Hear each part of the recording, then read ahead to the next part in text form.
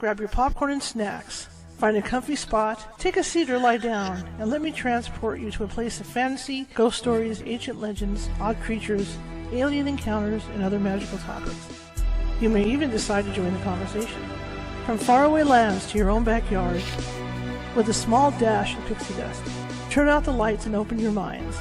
The journey is about to begin. Hey everybody, welcome. Wow, we've had some technical difficulties tonight.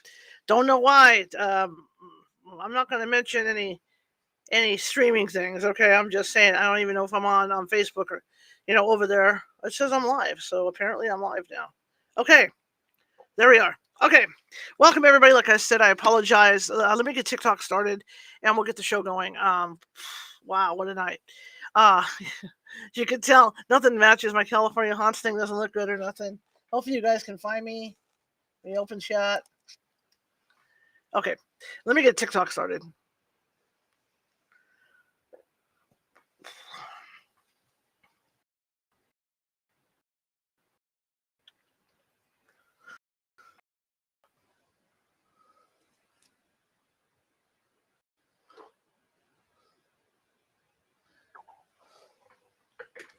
Okay, here we go.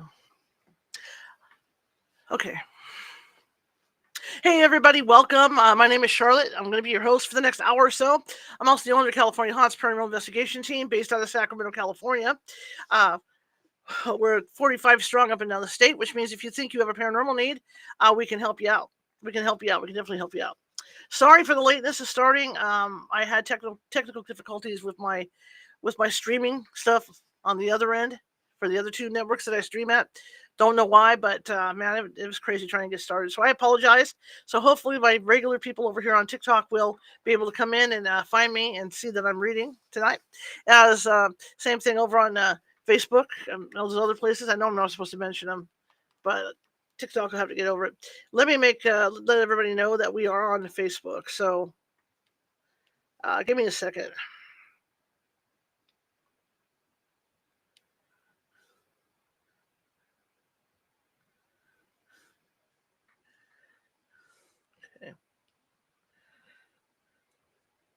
So they're going to have to find the link. I'm sure they will. Maybe not. I don't have a link, so they're going to have to just figure out where I'm at. I'm going to try. Let me try and grab a link here for them. We're supposed to be live right now, so that doesn't. I see my little live thing on. There we go. Let me get a link over to them, and well, this is for here we go. Let me get a link over. Let me get a link out there so I can throw it up at the top, so everybody knows where it's at. Okay. This has been crazy, you guys, and this is what happens when you run like 8 million. Hey guys, welcome. Hang on, give me a second. Trying to get everything linked up for my people over at the other two networks.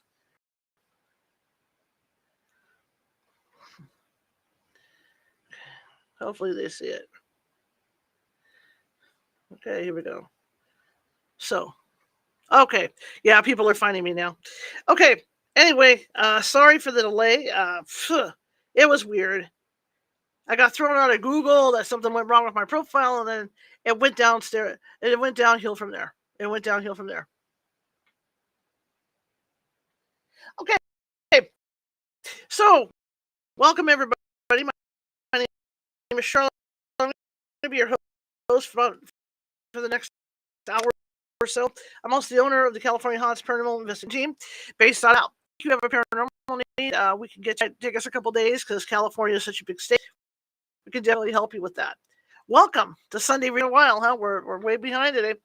Like I said, I apologize. Google was having difficulties tonight, and things were just going crazy. I couldn't, everything disappeared on me, and I've had to restart this and then reset it in for my other people over on the other two networks, and I hope they found me. So what we're going to be doing tonight is Sunday reading day, and we're reading from The Spirits of Christmas, The Darkness of the Holidays. It's an interesting book. It's written by a good friend of mine, and it's also a spooky book, but it's also it's not all holiday joy and happiness kind of book. It kind of hits home with different things and different stories and stuff. So what I would like to do is I would like to get some likes from you guys. I'd like to hit at least 50,000 for the kisses. Thank you, TikTok. I appreciate it.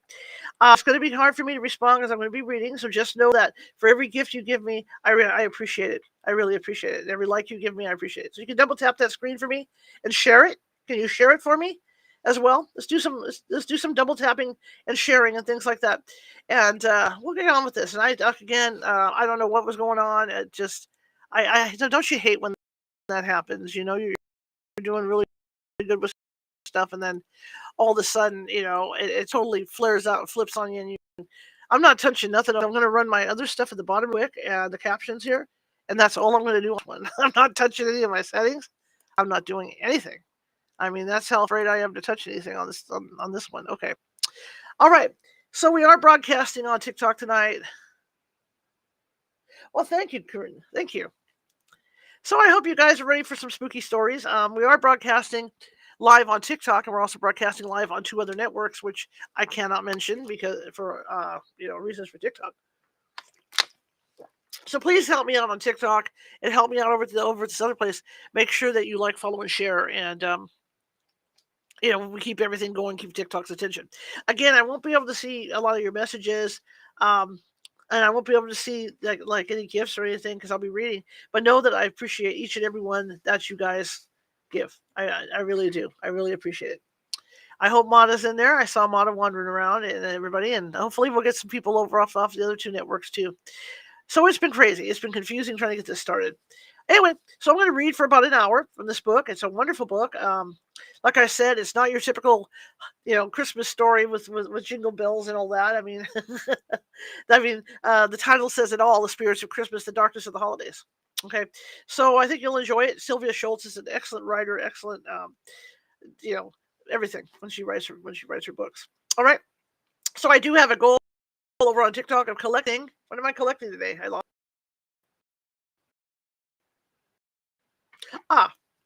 10 night stars. That would be wonderful. I won't be singing for the gifts because obviously we're a lot everywhere else. All right, so let's get going here and just get reading. And I apologize. And again, I'll read for about an hour tonight. And I hope you enjoy the book as much as I do. Good to see you, Erica. So let me get going here. It has been a night. Okay. The first, the next chapter in this book is broken up into several chapters. So right now, we had talked about some of the German legends and Norwegian legends and different legends that they had, and some of them you may know about Krampus and things like that. But now we're getting into like the stuff over here in the U.S. and we'll have some of that in here. We'll have stuff from England and things like that. So sit back, relax, grab your, like it says, grab your popcorn and snacks. And let's enjoy this. Let's enjoy ourselves. And let me get my chat. It's disappeared again. Okay. Hey, Pamela. What a night. Everything that could go wrong did. Everything. All right, so here we go. Let's get to reading and grab your hot cocoa and let's do this. So it's Ghost Rider of the Revolution. So the time right now is approximately 7:10 p.m. I'll be reading for 8 till 8:10 p.m. Pacific, okay? So come on down, guys. Show me some love. Going for 50,000 likes tonight. Like, follow, share. Like, follow, share if you like spooky stories. The winter winds whistled around the cabin in the South Carolina woods, but inside the snug home all was well. The cabin's owner, David Miles, was a Quaker and held himself and his family aloof from the fighting that had raged around them. The Revolutionary War was a necessary evil, but Miles prayed it would not touch his two teenage children. 19-year-old Charity, David's daughter, heard the light hoofbeats of a horse just outside the rear of the cabin. Her heart leapt, and she jumped up from her chair, leaving her knitting forgotten on the table. A sharp knock on the door brought her father and brother to their feet as well. Charity eased the door open just a crack. Young Henry Galbraith, a scout with the Continental Army, stood outside. Charity grabbed his hand and pulled him into the safety of the cabin. Tears, both of joy and of worry, stood in Charity's eyes. Henry, I almost wish you hadn't come. It's too dangerous. You can't keep coming here. Not with General Tarleton's redcoats patrolling the area. You know I love you, but you must stay away. Henry bent and kissed Charity. I can't, love. I have to see you, or I'll go mad. Besides, no one knows these woods better than I do. I'll be safe, I promise." David Miles pulled a chair closer to the fire, and the young patriot plumped into it with a grateful smile. Henry enjoyed the company of Charity's family, and he loved Charity. After this war was over, after the Americans won their freedom, he'd make Charity his wife. Charity poured 4 mugs of chicory coffee, and Henry wrapped his cold fingers around his mug, happy for the warmth. He gazed up at Charity. "My love, I'll come back for you. 1 year from now, whether or not the war is over, I will come back." Charity nodded. "I'll wait for you." David took a sip of his coffee, then stiffened. Over the sounds of the wind, he'd heard the pounding of horses' hooves, several of them. The Tories were out searching for the young scout. Henry tossed his coffee into the fire, and Charity hastily dried the mug on her apron and threw it into the cabinet. Her brother rushed to the back of the cabin and, with the skill of long practice, removed a plank from the wall near the floor. Henry squirmed through the opening into the backyard, where his horse waited. Scarcely had Charity's brother replaced the board when a barrage of knocks came on the cabin door. Rough voices called out, "Open up! In the name of King George!" Gun butts smashed against the door, which sagged inwards under the blows.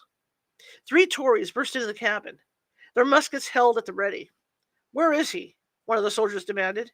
David Miles, still seated by the fire, closed his Bible and calmly took a sip of coffee. "I have no idea who you might be looking for. My children and I are the only ones here." A flurry of fading hoofbeats, and the soldiers knew their prey was lost. They mounted up, and they thundered after the scout, but the thickly falling snow hid his tracks well. The fighting dragged on. Weeks turned into months, with no word from Henry. Even the Continental soldiers, who sometimes passed through, had no news of him. One night, Charity was sitting up late after her father and brother had gone to bed. Henry's words still echoed in her heart. 1 year from now, I'll come back. It hadn't yet been a year, but she longed to see Henry again, no matter the danger. She reached for her shawl and stepped out of the cabin. She felt oddly drawn to the edge of the clearing. At the edge of the woods, a strange bluish light began to glow. Raising her hand to her eyes to shield them, Charity saw movement in the light. A rider came galloping out of the woods. He was dressed all in black, the better to blend into the shadows. He was riding hard, intent on some urgent business. He didn't stop at the cabin, but urged his foam-flecked horse onward. The rider hadn't even glanced at Charity, but she knew him anyway. At that moment, she knew Henry was dead. 5 long years passed. The revolution begun in hope, ended in victory. David Miles and his family gave thanks that the terrible war was over. One December night, 5 years after they'd last seen Henry, the family was once again enjoying a cozy winter evening. Charity still carried a flame of hope in her heart. Maybe she'd been wrong about the identity of the ghostly rider. Maybe the ragged rider and his sweating horse had been a trick of the moonlight. She put on a new dress and joined her father and brother, hoping that evening Henry would keep his promise and return to her at last. The cabin door slammed open, and a shining light filled the room. Henry Galbraith stood in the brilliance. His army uniform hung in tatters from his broad shoulders, and his eyes were raw sockets in his haggard face. His ghostly gaze fell on Charity, and she cowered in terror in spite of herself. Then, just as suddenly as he had appeared, the specter was gone. Charity Miles never did marry. She never found out for certain what had happened to her Henry. Being a scout, his whereabouts were often unknown. It was assumed that he had been killed in battle. The cabin in which Henry Galbraith pledged his love to Charity Miles is long gone. But legends say that when the winter winds blow cold on a December night, and the snow falls thick, a ghostly horse and rider still gallop through the woods, forever carrying news for Washington's army.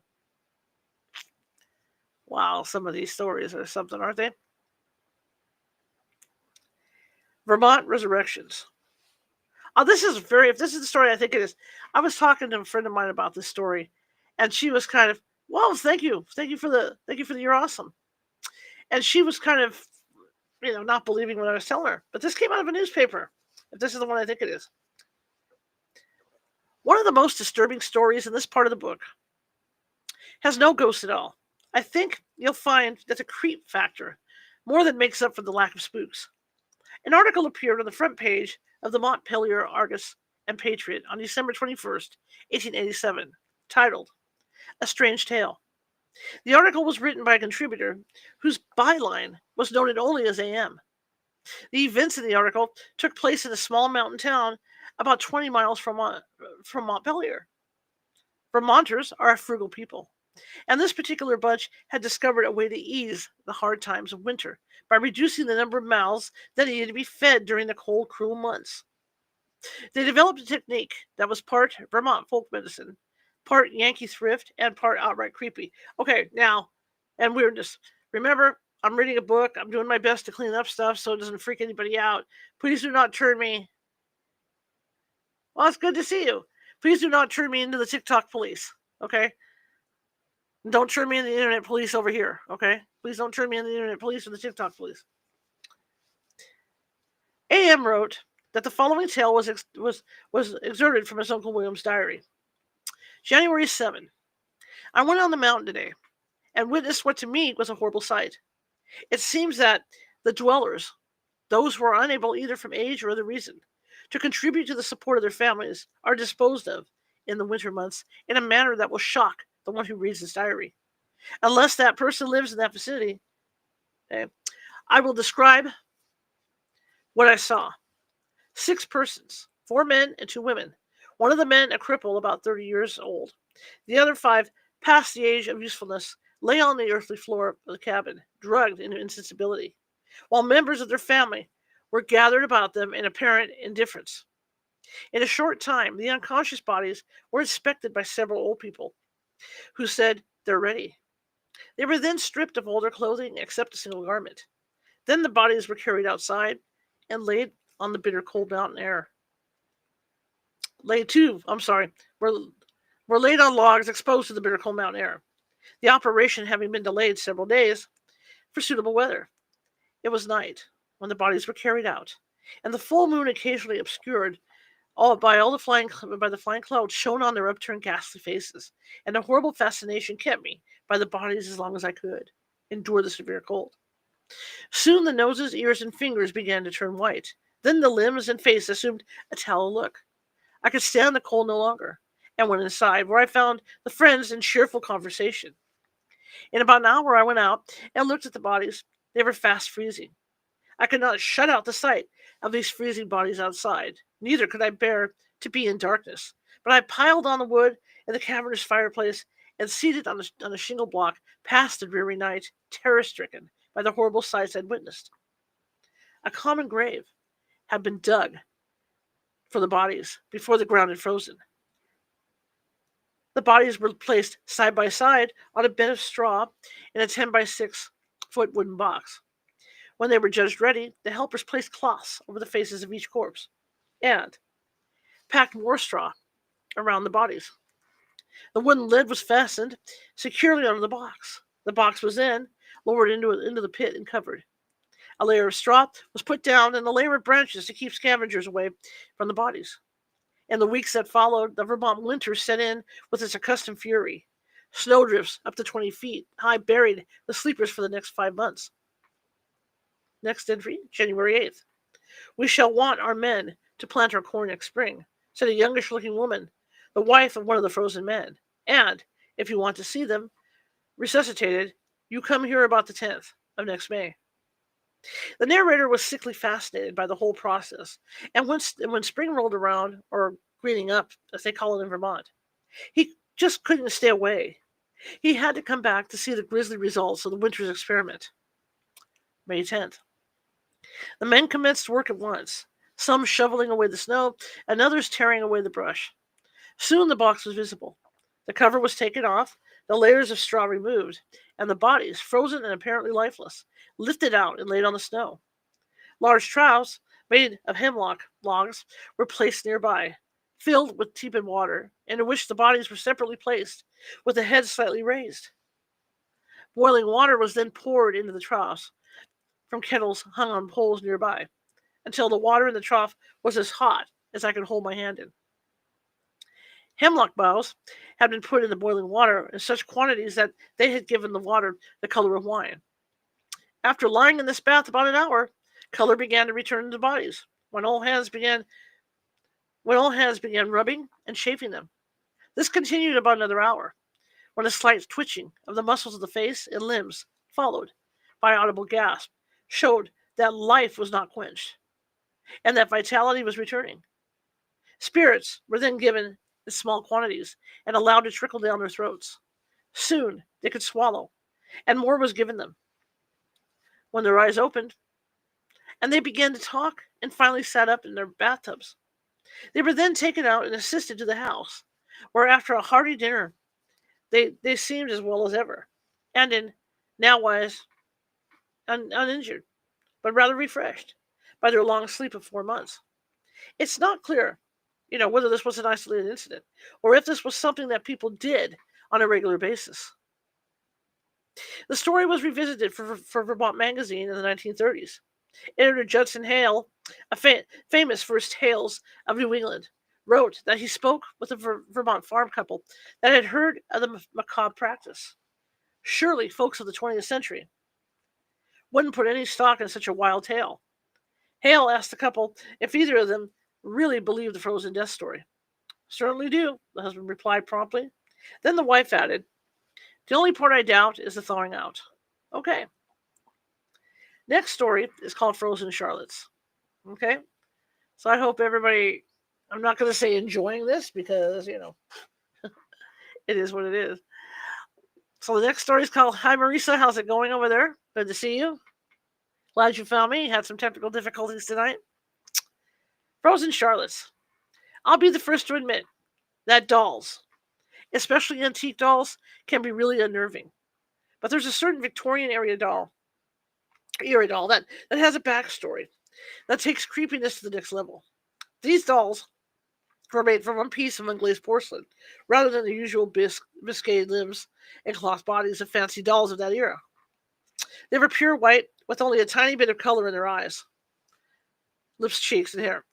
They were originally made in Germany in 1850.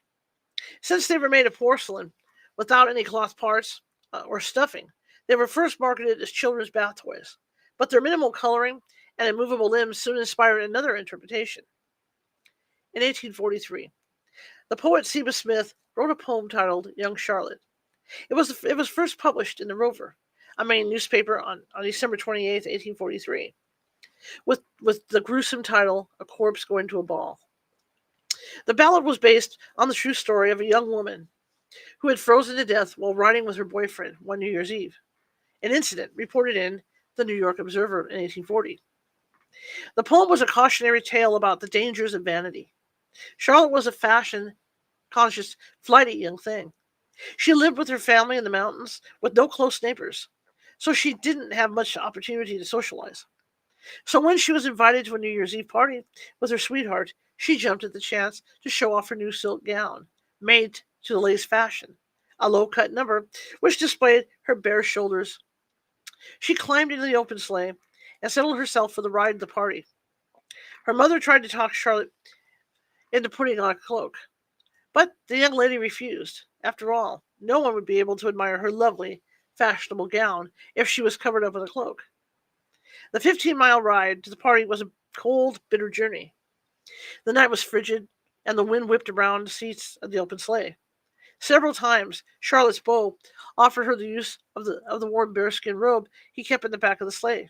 Each time, Charlotte refused, as her voice grew fainter. As they neared the party, the boyfriend slowed the horse. He was concerned, as he had sound from Charlotte for the past half hour.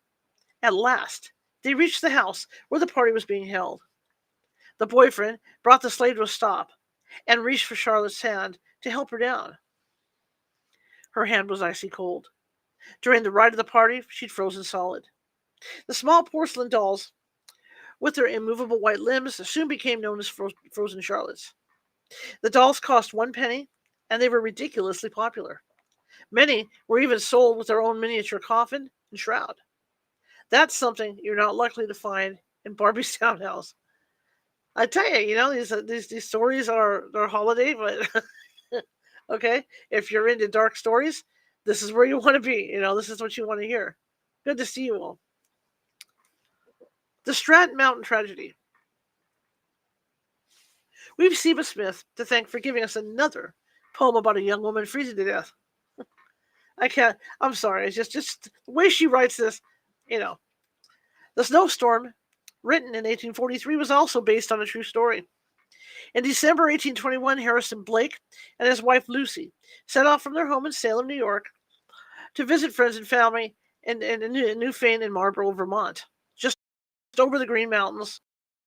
With them was their youngest child, still just an infant. Stratton, Vermont, the deep snow. Harrison made the fateful decision to leave Lucy and the baby with the horse and sleigh and travel on foot to find help. According to a newspaper account published a few weeks after the incident, Harrison was away so long that Lucy went searching for him. She lost her way in the snow and froze to death. Before succumbing to the cold, though, she took off her coat and wrapped the baby in it. Rescuers found the infant alive because of Lucy's foresight. The baby was later raised by her grandparents in Marlborough. Harrison, too, survived the ordeal, although he did suffer from frostbitten toes. The poem celebrated the mother's sacrifice, something near and dear to the Victorian mindset. Smith's poem was so popular that it was later reprinted in several editions of a 19th century child's reader, The Snowstorm by Seba Smith. The cold wind swept the mountain's height, and pathless was the dreary wild. And mid the cheerless hours of night, a mother wandered with her child. As through the drifting snow she passed, the babe was sleeping on her breast. And colder still the winds did blow, and darker hours of night came on, and deeper grew the drifting snow. Her limbs were chilled, her strength was gone. "Oh God," she cried, in accents wild, "if I must perish, please save my child." She stripped her mantle from her breast, and bared her bosom to the storm, and round the child she wrapped the vest, and smiled to think her babe was warm. With one cold kiss, one tear she shed, and sunk upon her snowy bed. At dawn a traveller passed by, and saw her neath the snowy veil. The frost of death was in her eye, her cheek was cold and hard and pale. He moved the robe off the child, the babe looked up sweetly and smiled. Okay, next one is called Hell Hollow. Not all the tales of deep midwinter are as uplifting as a mother sacrificing herself to save her child. The pioneers that settled the West and even the Midwest sometimes had to resort to desperate measures to survive the brutal winters. And sometimes those measures were unspeakable. Decatur sits in the heart of the Illinois prairie. The first settler in the area was William Downing, a fur trapper and honey gatherer who built his cabin in 1820. More settlers followed around 600 of them, followed around 600 of them, and the town was founded in 1829. Most settlers lived outside the town in log cabins. Not many people had close neighbors. That was the appeal of the frontier life, but at times that life could be quite hard. The winter of 1830 is still known as the Deep Snow. That winter gave rise to many terrifying tales. The worst story by far came from the area known as Hell Hollow, and it still lives on in Decatur's history today. Perhaps the area's vicious reputation began that long ago winter.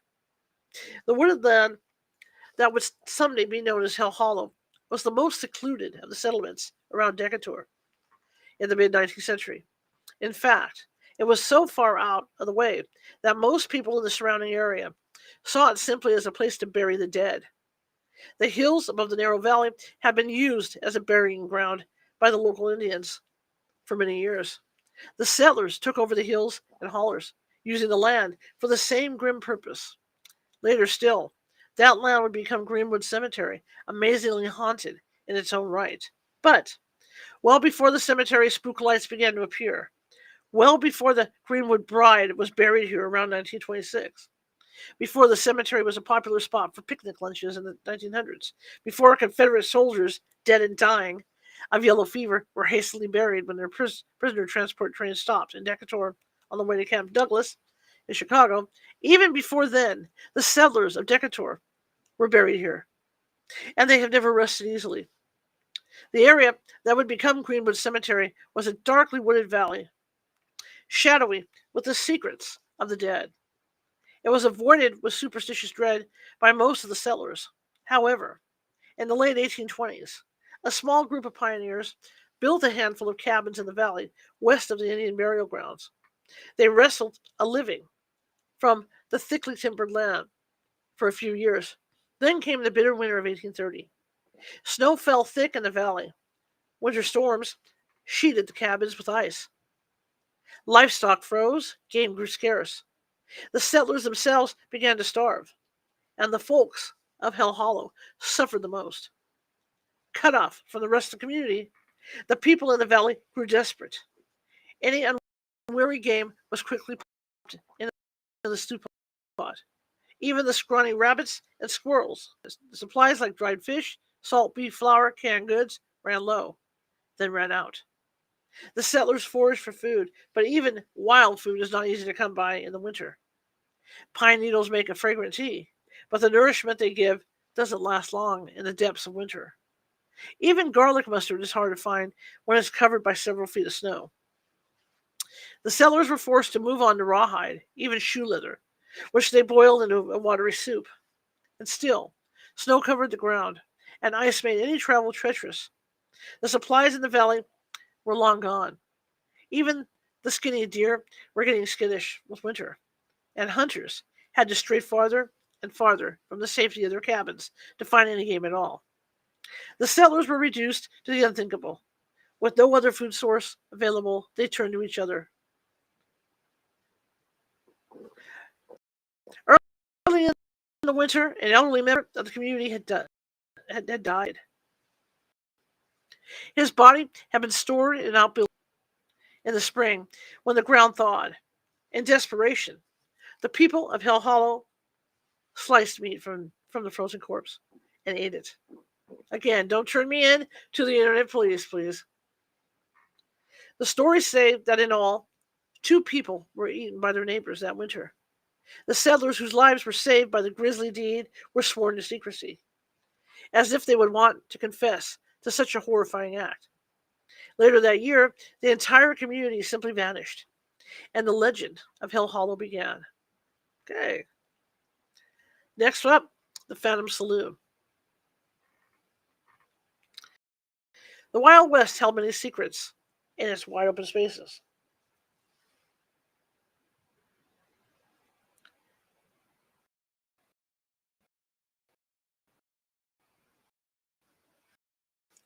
A thriving community shivered ghost town in the space of just a few years. The road didn't come through. Sometimes it was just one building out in the middle of lonesome prairie that held out for a few years, then to ruin. But every once in a while, a building doesn't die easily. Double tap that screen. See if we can get 50,000 likes. And be sure to share this. Please be sure to share this. Sometime in the mid 1800s, 2 ranchers were out riding the range in Park County, Wyoming. They'd gone out in search of a herd of cattle. A blizzard was looming, and they were charged with getting the longhorns to shelter. But they were too late. The blizzard swept down quicker than expected. The 2 ranchers saw the cattle in a gully that was somewhat protected from the wind. Trusting in the cows' thick winter coats to keep them warm, the ranchers turned their horses to safety for themselves. A herd of cattle could huddle together for warmth. 2 men and 2 horses out in the open plains during a blizzard would surely freeze to death. The 2 men headed for the ranch, but it was slow going, fighting the drifting snow. Sleet swirled around the riders, and their horses' heads drooped in exhaustion. Suddenly, a gray form in the distance resolved itself into a building. The riders were still miles from the ranch, and the shack would have to do for shelter. They dismounted, tied their horses under the lean-to at the side of the building, and went inside. The ranchers pulled the weathered gray door closed behind them and looked around. For the faint light of the day that peeked through the cracks in the walls, they could see that the building, had once been either a restaurant or more likely a saloon. Along one wall was a long bar. with a cracked mirror hung behind it. One of the men looked behind the counter, hopefully, but any bottles were long gone. A few lonely tables stood around like strangers at a dance. The men unslung their saddlebags and sat about the building and built a fire. There was a hearth with a few dried sticks scattered on it. One of the men shaved a stick in tinder and struck a spark. Soon a small fire was burning wanly on the bricks of the hearth. Somehow, the small flames just made the shadows in the room look deeper. The two men huddled close to the fire, warming their chilled hands. One of the men glanced over at the bar. Sure wish they'd left at least one bottle of whiskey when they cleared out, he thought miserably. Then he blinked. He thought he'd seen a shadowy figure behind the bar. The bartender? But as quickly as the shadow had appeared, it flickered and was gone. The man rubbed his eyes and turned back to the fire. Listen, you hear that? The other man muttered. Could have swore I heard the neck of a bottle clinking on a glass. Can't be. That ain't nothing but wishful thinking, the first man said. But maybe, just maybe, he had seen a ghostly bartender behind the counter. He got up and grabbed one of the old wooden chairs. These ought to burn good. He broke off a leg with a crack and laid the dry wood on the fire. It caught, and the flames leapt up higher. The second man nodded, his eyes wide. The sounds of a saloon began to unfold in the darkness around them. In the shadows, the light of the fire couldn't reach. The clack of poker chips came from a dusty table in the corner. A woman's high laugh made the men jump. Someone plunked out old Susanna on a piano that was slightly out of tune. The cheerful notes hung like brittle shards of ice in the air. The men moved closer to the tiny fire, praying for the dawn. At last, the black gloom of the room gave way to gray shadows. The phantom sounds faded as the fire guttered out. The men yanked open the door and stumbled out into the stinging cold. They'd never been so glad to see the sun. They saddled their horses and urged them into a trot, breaking through the fresh snowfall. Neither man looked back, because in their hearts they both knew what they'd see. A broken-down shack, one that had been abandoned for decades. Next up is the stockyard. And for the gifts that are coming in, thank you guys so much. Double tap that screen. Let's see if we can get as close to 50,000 likes as possible. Good to see everybody.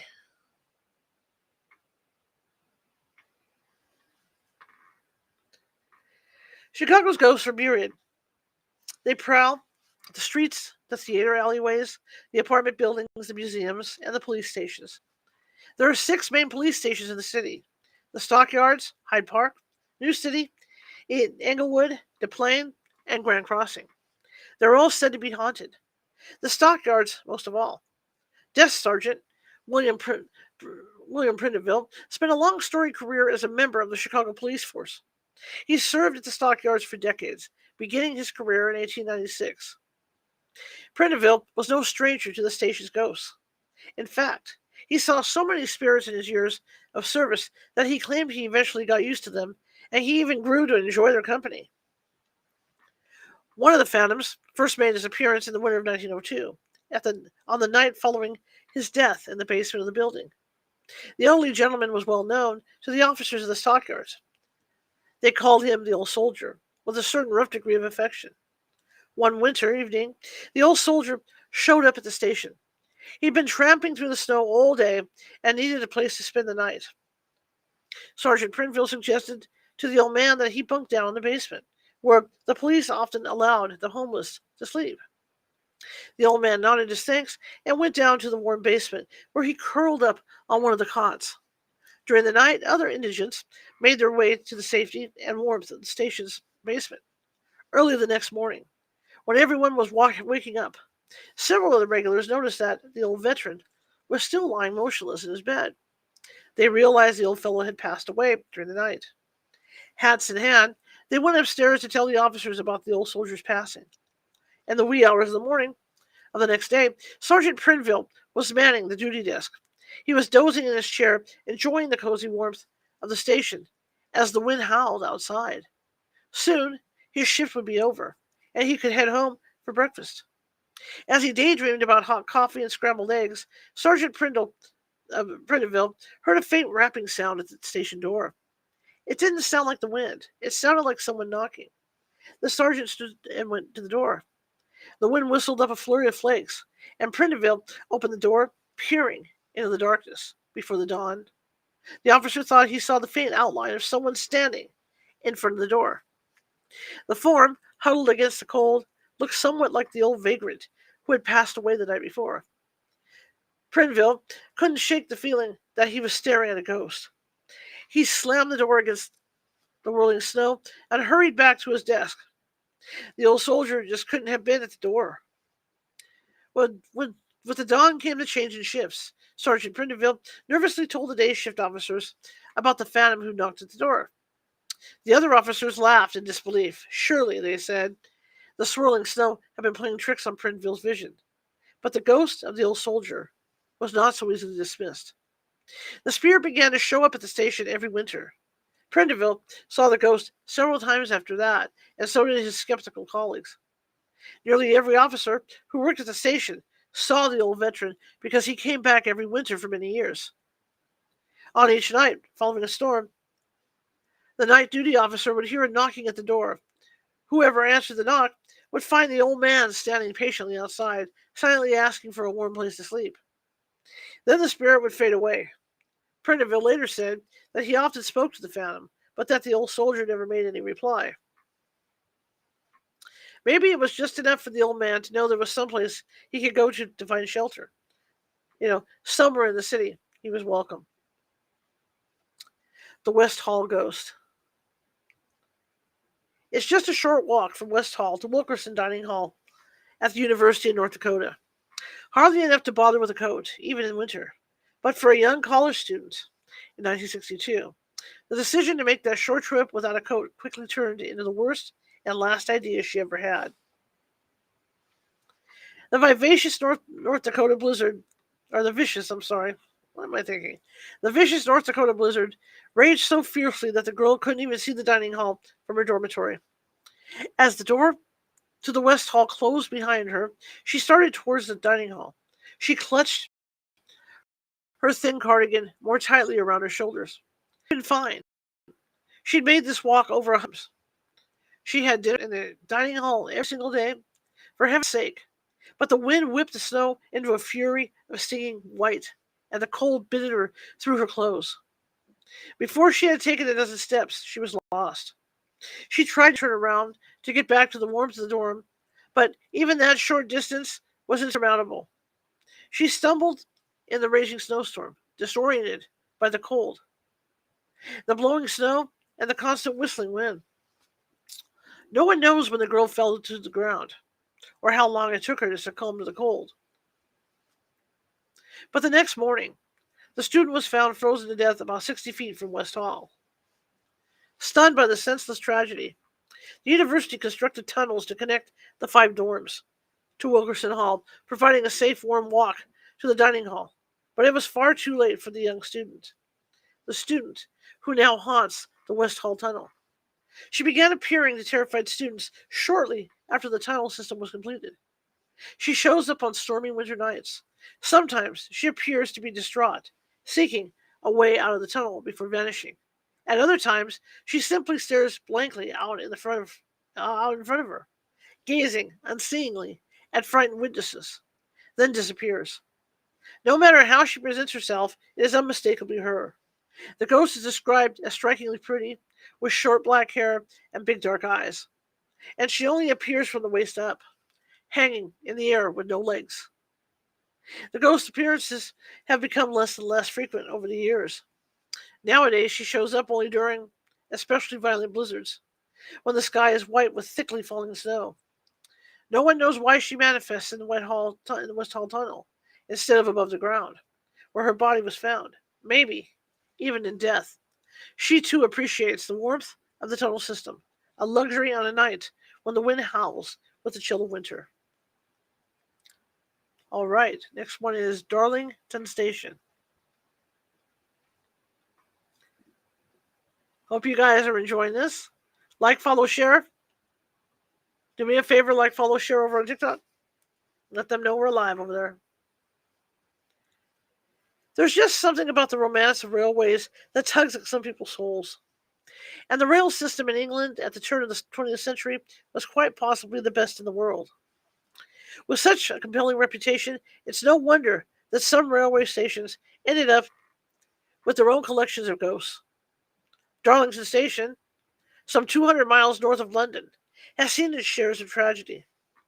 On June 27, 1928, a freight train and a passenger train collided head on. 25 people were killed, and 45 were injured. But none of those folks seem to have stayed on at the station. That doesn't mean the station is without ghost or two. Some years ago, an old porter was working at Darlington. It was a cold night in the depths of an English winter.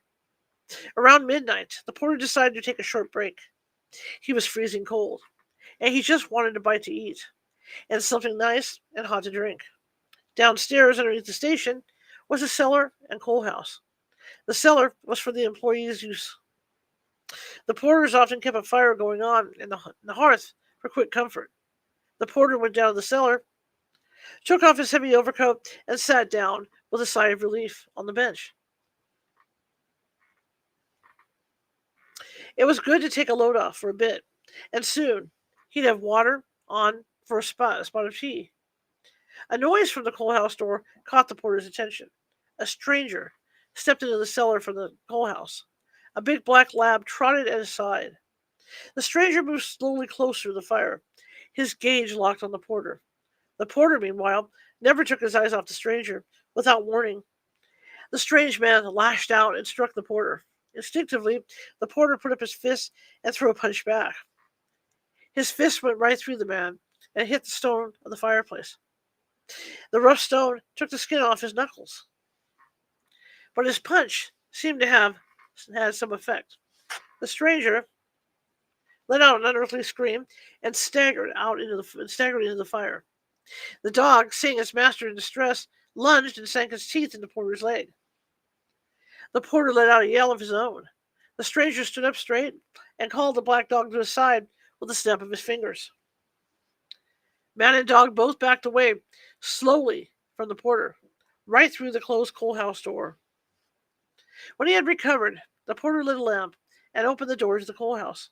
He looked around the room thoroughly, but he found no trace of the stranger or the big black lab. Weeks later, the porter heard that a former railway employee, a man who worked in the ticket office, had unalived himself at the station by throwing himself in front of a speeding express train. The body, what was left of it, was taken to the coal house to await the arrival of the undertaker. The ticket agent had owned a large black Labrador retriever. Okay.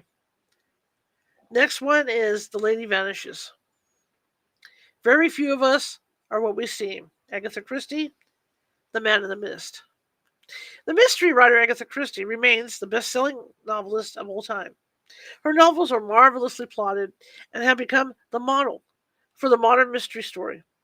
She introduced several iconic characters to the world, including Miss Marple and Hercule Poirot. One of Christie's plays, The Mousetrap, opened in West End Theatre in 1952 and is still running. Her works have sold over 2 billion copies. She is outsold only by the Bible and the works of William Shakespeare. And for 11 days in December 1926, Christie herself was embroiled in a mystery worthy of one of her own best-selling novels. For those 11 days, Agatha Christie disappeared. Shortly after 9:30 p.m. on Friday, December 3rd, 1926, Christie went upstairs and kissed her sleeping daughter, Rosalind, age 7. Then she went back downstairs, left her house, got into her Morris Cowley, and drove away. Her car was found abandoned on a steep slope in Surrey, England. She had left behind her fur coat and her driver's license. Christie was already a famous novelist, so her disappearance made headlines immediately. Police even theorized that she'd been murdered by her husband, Archie, who wanted to leave her for his mistress, Nancy Neal. The search for the famous author soon grew to include 15,000 volunteers.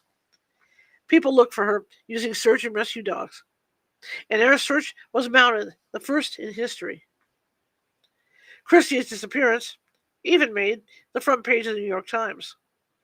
Two of Christie's fellow mystery writers, Sir Arthur Conan Doyle and Dorothy Sayers, author of the Lord Peter Wimsey series, were tapped to join the hunt.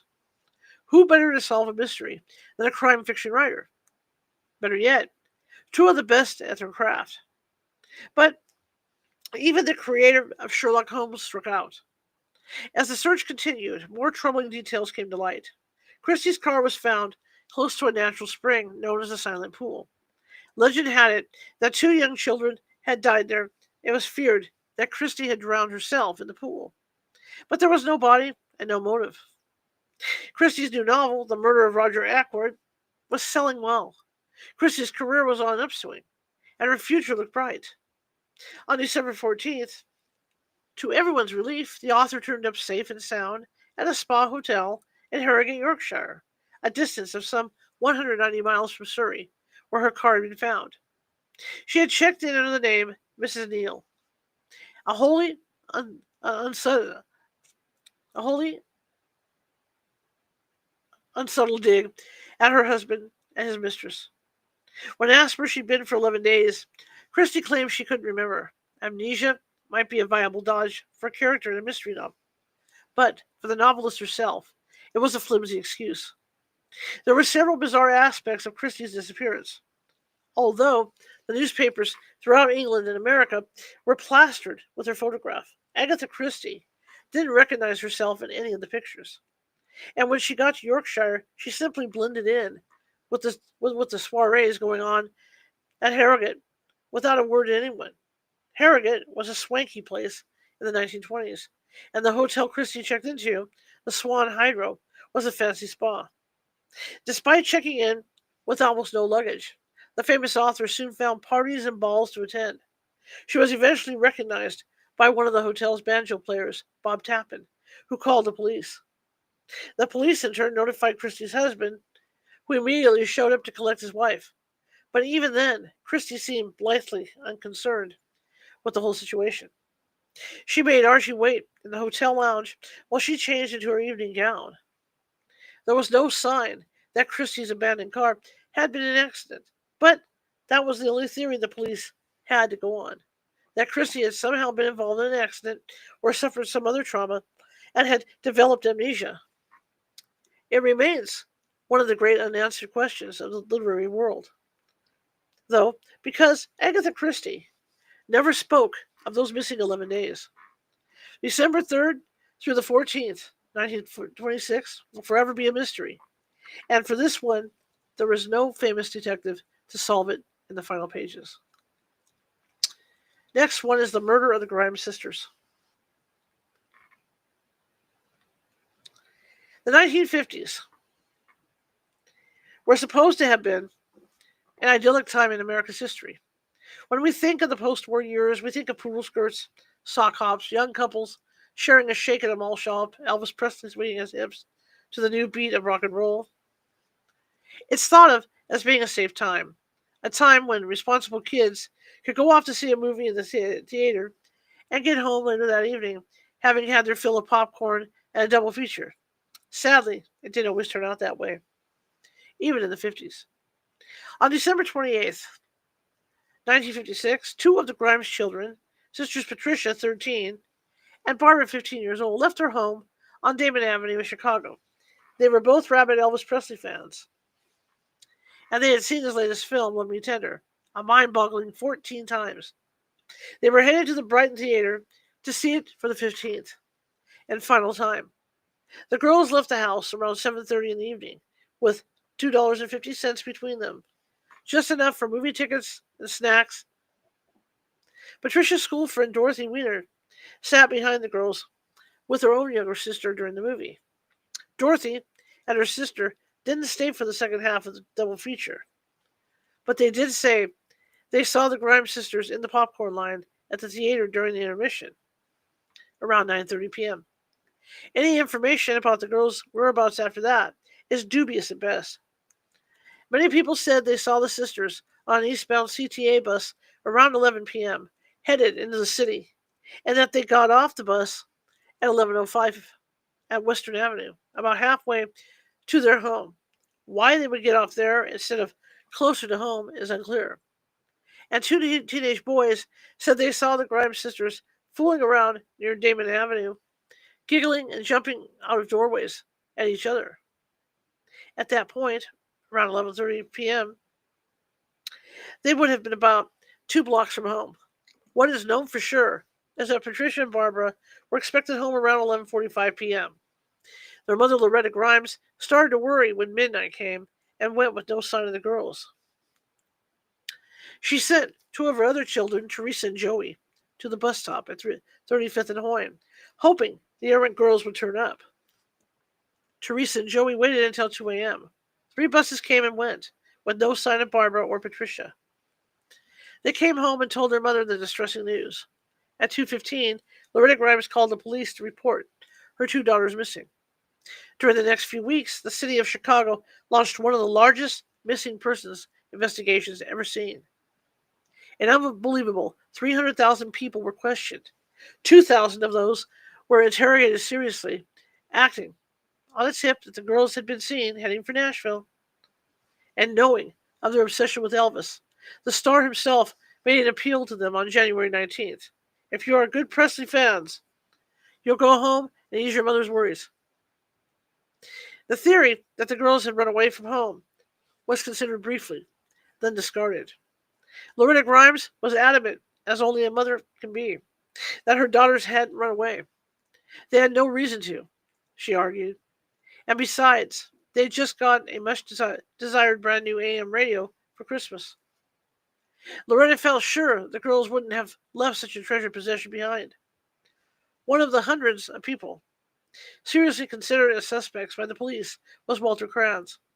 On January 15th, he made an anonymous phone call to the police, claiming that the bodies of the Grimes sisters would be found in a park at 81st Street and Wolf Road. Furthermore, he claimed that this information had come to him in a dream. Then he hung up. That was enough reason for the police to trace the call. Kranz was picked up for questioning and held at the Englewood police station for some time. He was given multiple lie detector tests, but was later released when the police could find no solid evidence linking him to the murders. Another suspect was 17-year-old Max Flake. He was brought in to be questioned and offered to take a lie detector test, which he failed. In the middle of the test, he confessed to kidnapping the girls. However, at that time, it was illegal to perform a lie detector test on a minor. The test was inadmissible, despite Flake having taken it voluntarily. The police had to let him go free. Flake was sent to prison a few years later for the brutal unaliving of a young woman. The frantic search for the Grimes sisters came to a tragic end on January 22nd, 1957. Leonard Prescott, a construction worker, was driving south on German Church Road near Willow Springs when he happened to glance at the side of the road. Just past the guardrail, he thought he saw the white, tangled limbs of 2 discarded clothing mannequins. That was just weird enough for him to stop and take a second look. He went and got his wife Marie, and cautiously, they went up to the guardrail and peered over. The waxy limbs didn't belong to mannequins.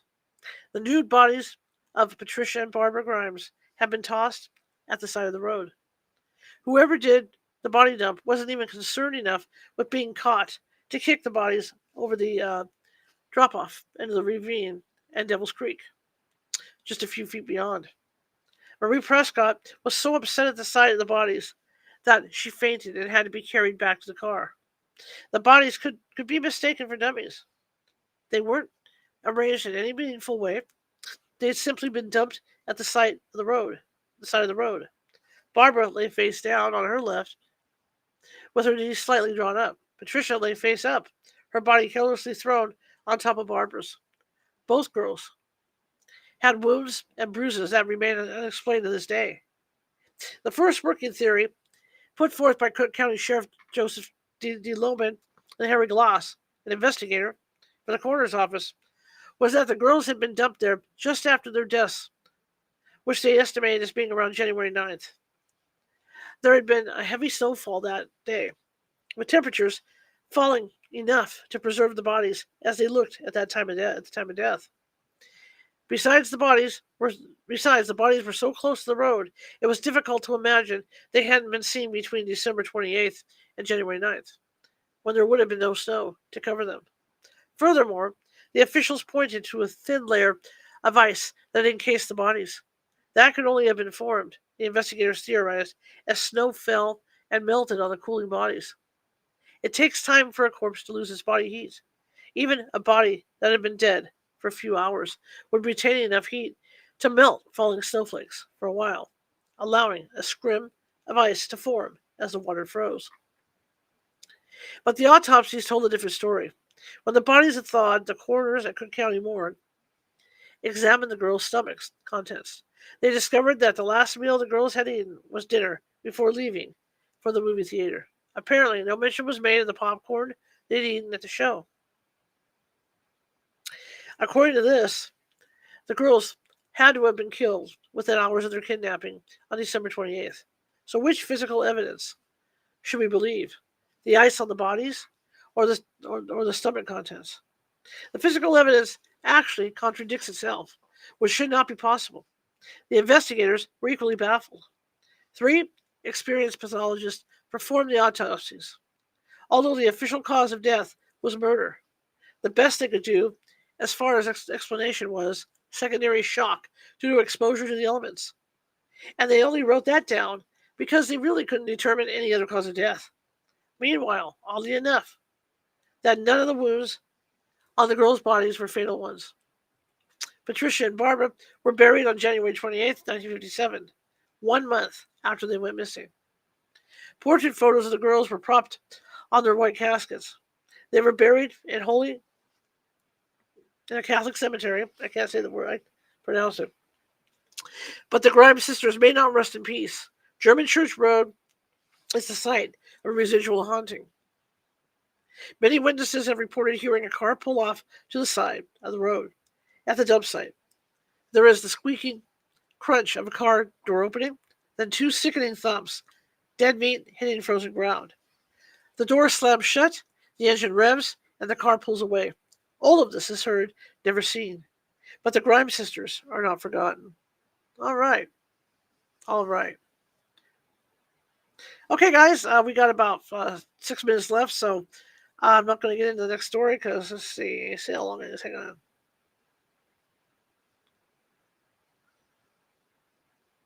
Yeah. So we'll continue this next Sunday, hopefully on time. Hopefully everything works well next Sunday. Hopefully I can get this thing shut down properly. That decides to shut down. But I want to thank everybody for being so patient tonight and coming in. Sorry it was so late. Okay, so we're going to start holiday hours coming up, not this week, but the week after. Of course, we've got a couple of gingerbread houses to build. We've got some Legos to put together and some fun events. So that means that I'll be doing those things around like 3 or 4 p.m. Pacific on the weeknight, on the weeknights before I do my show on TikTok. So be aware of that. So we're going to be doing those fun events, and I'm going to try and do them on all 3 networks as well. So I want to thank everybody for being patient. And tomorrow night I will be back doing psychic readings, 3 cards, past, present, future, 6:30 p.m. Pacific. Anybody from over here that wants to join me can join me on TikTok, California Haunts. That's where I'll be. So come on over and check us out. So anyway, I want to thank everybody, and it was really nice of you all to be here. I hope you. I don't know if I said enjoy this book, but I hope you had a good listen and got to unwind and relax and got kind of spooked out a little bit with it as well. All right, I'm going to shut down TikTok real quick here, and I'll see you guys later on TikTok. Thank you for all the gifts too. There we go.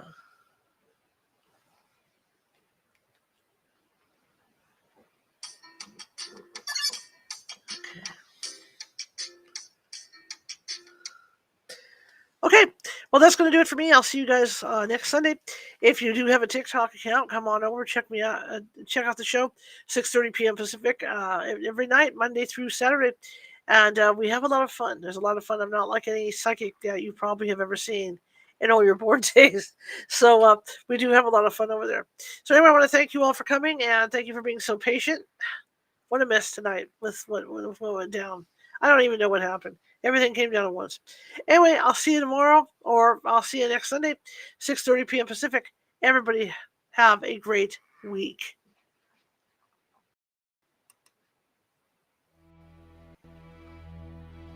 Okay.